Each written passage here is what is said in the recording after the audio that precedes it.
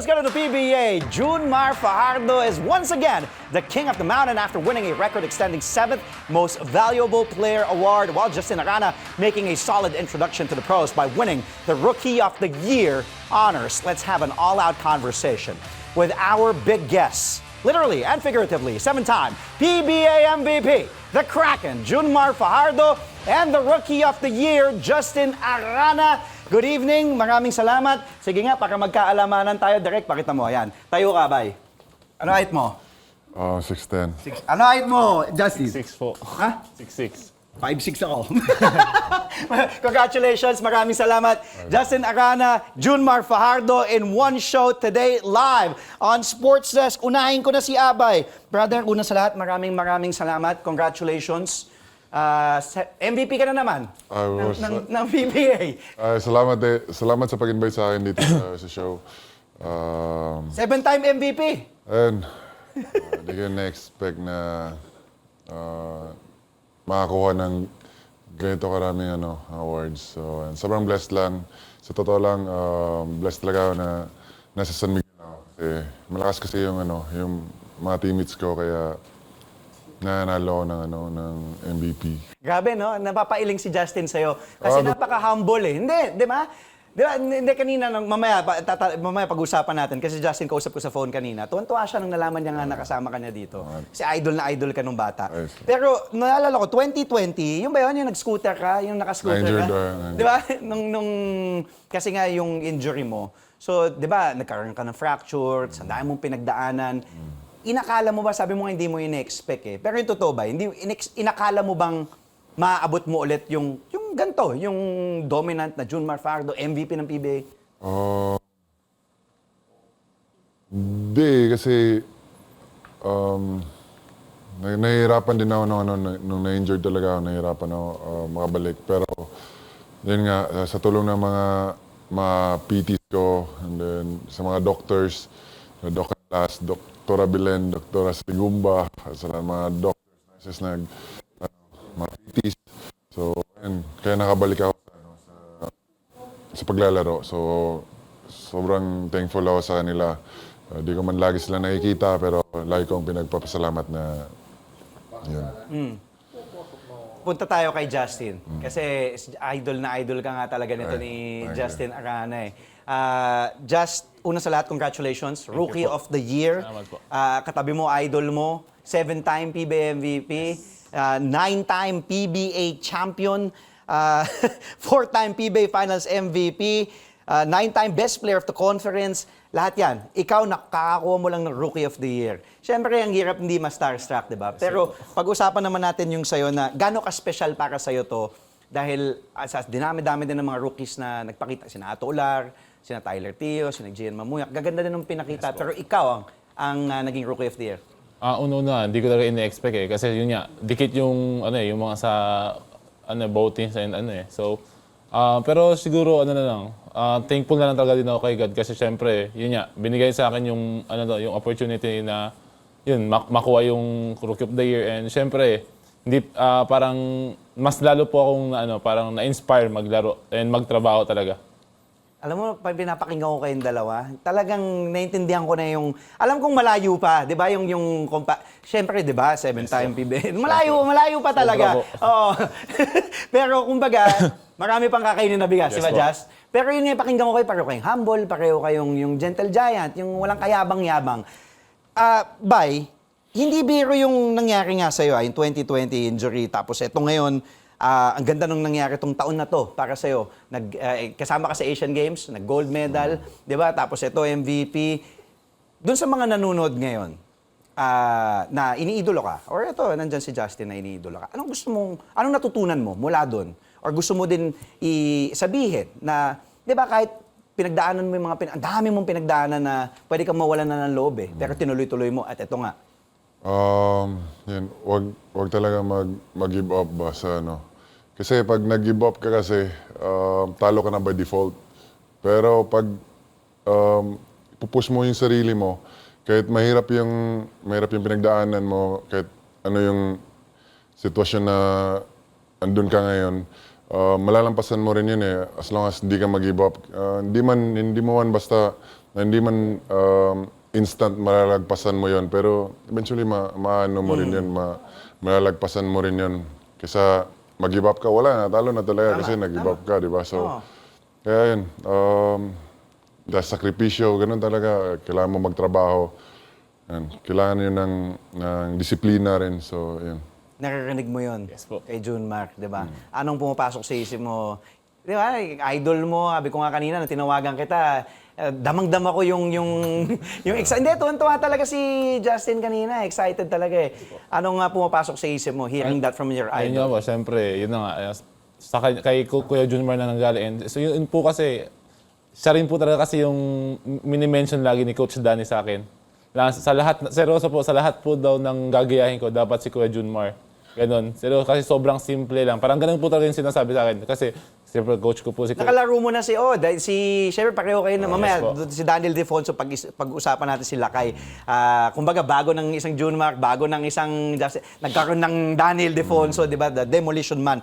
Pero yung anong hindi mo makakalimutan, Just, dun sa experience mo facing June Mark Fajardo sa PBA. Nabigyan ka ba?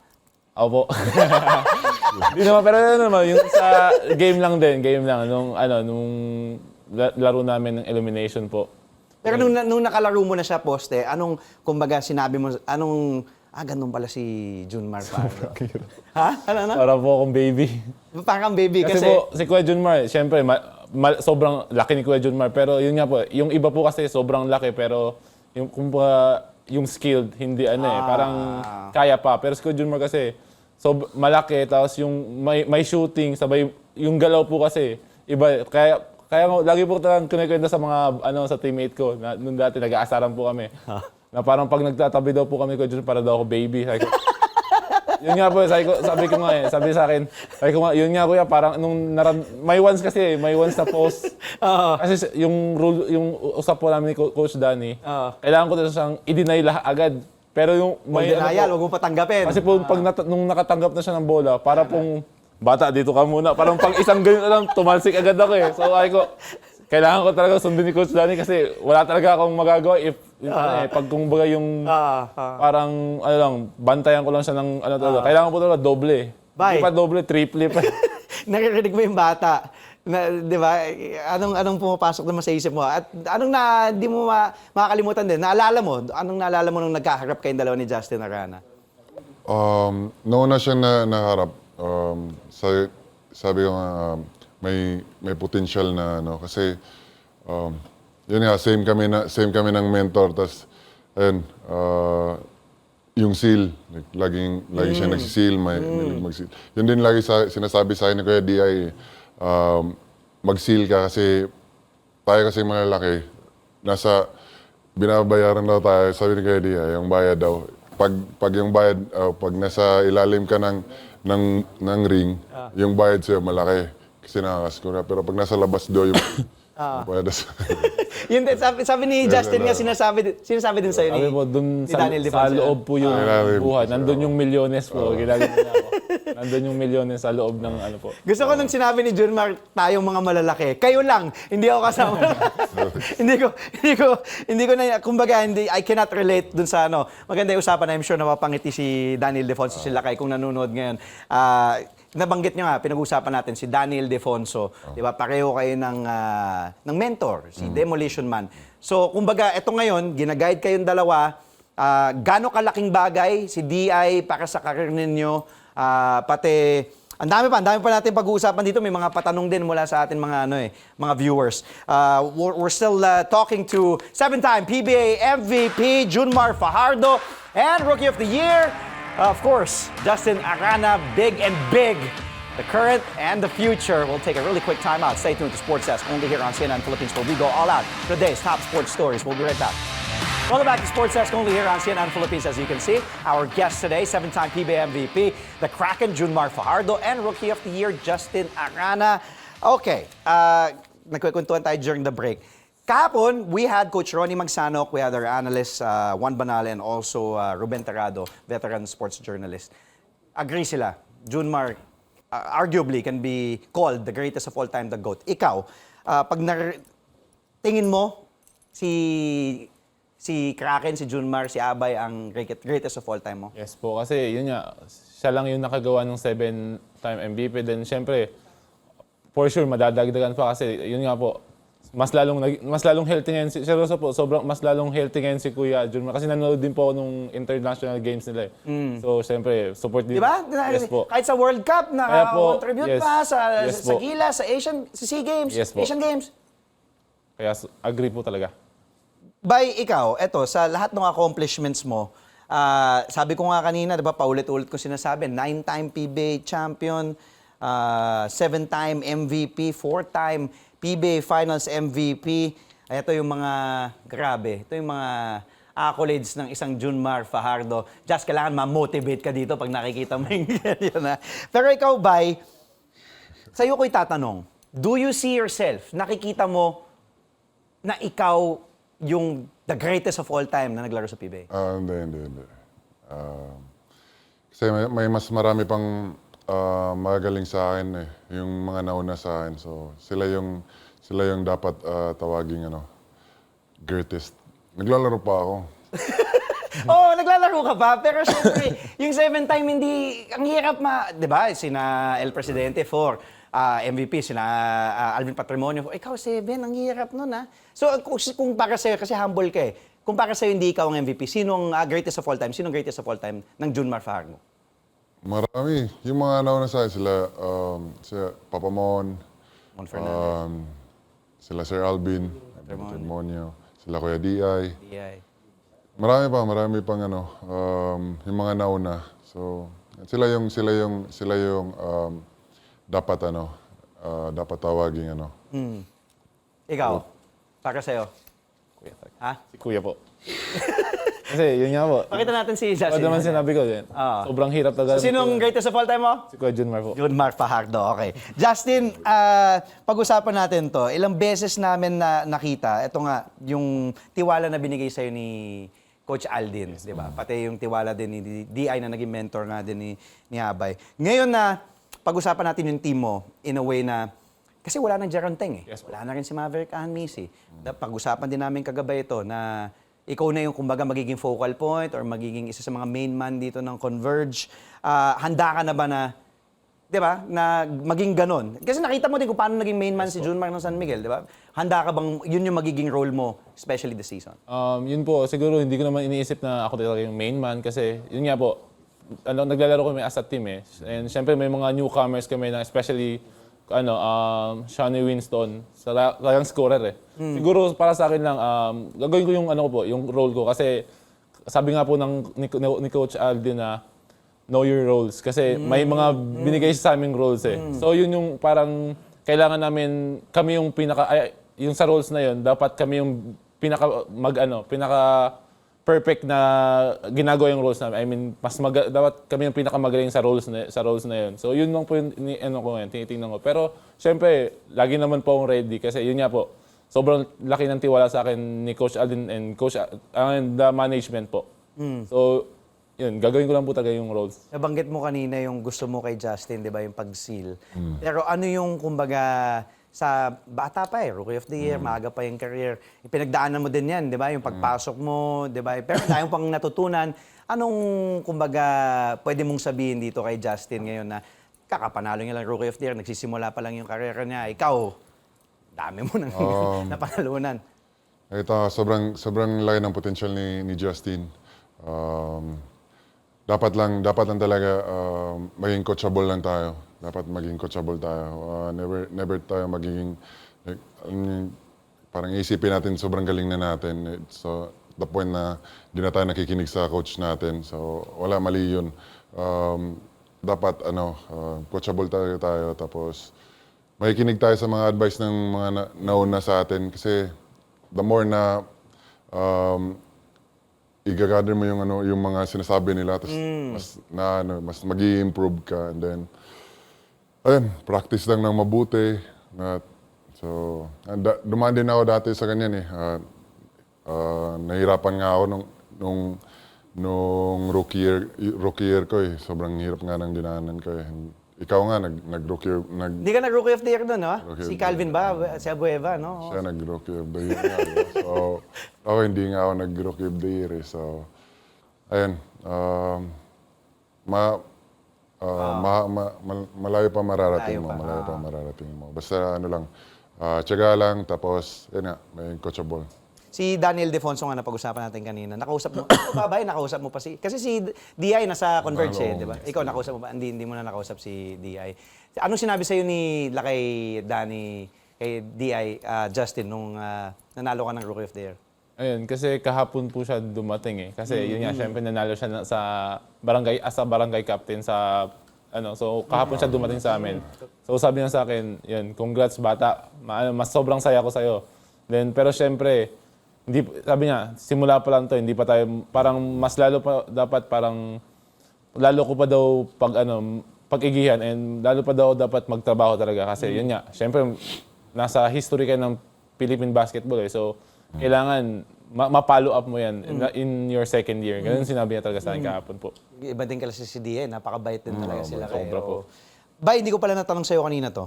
Ang dami mo nang pinanalunan, nakita natin lahat ng mga napanalunan mo. Pero gaano ka special tong yung 7-time, itong pang-pito mo, sa mo ilalagay? Tapos nag-gold medal pa sa Asian Games. So, paano mo i-rank tong mga nakuha mo ngayong taon? So, sobrang blessed lang talaga ako na sa mga blessings na binibigay ni God sa akin, sa pamilya ko.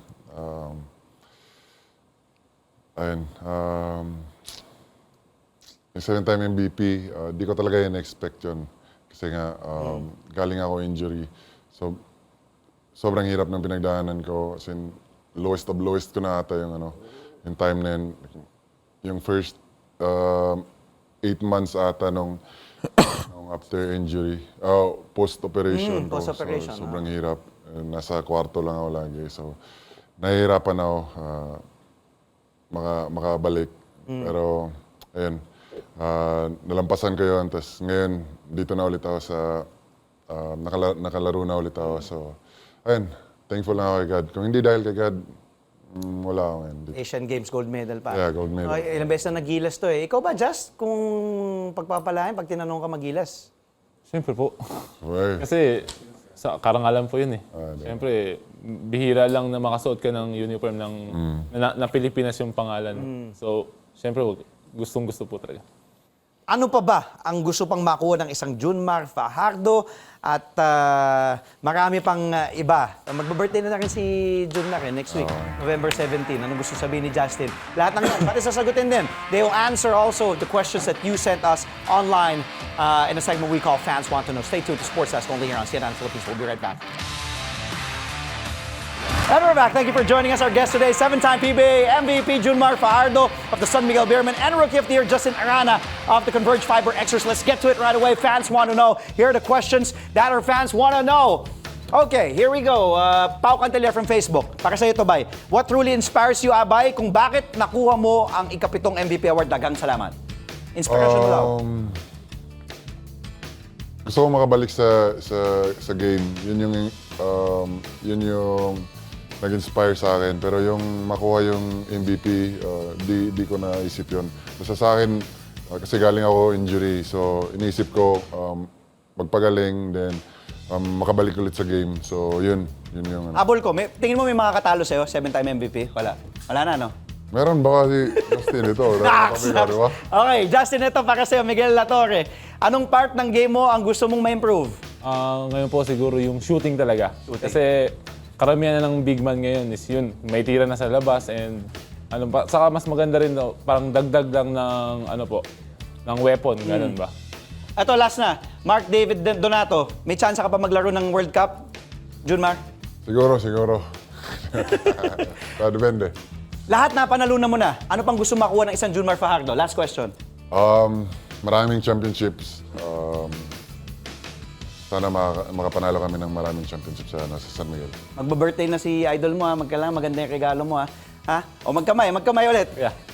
The current and the future, once again, 7-time PBA MVP, the Kraken Junmar Fajardo of the San Miguel Beermen and Rookie of the Year, Justin Arana of the Converge Fiber Xer 6'10", 6'6", 5'6". We've reached today's finish line. Join us again live at 8:30 p.m. tomorrow for the day's top sports stories. I'm Andre Felix, Junmar Fajardo, Justin Acana. Thank you for watching Sports Desk only here on CNN Philippines.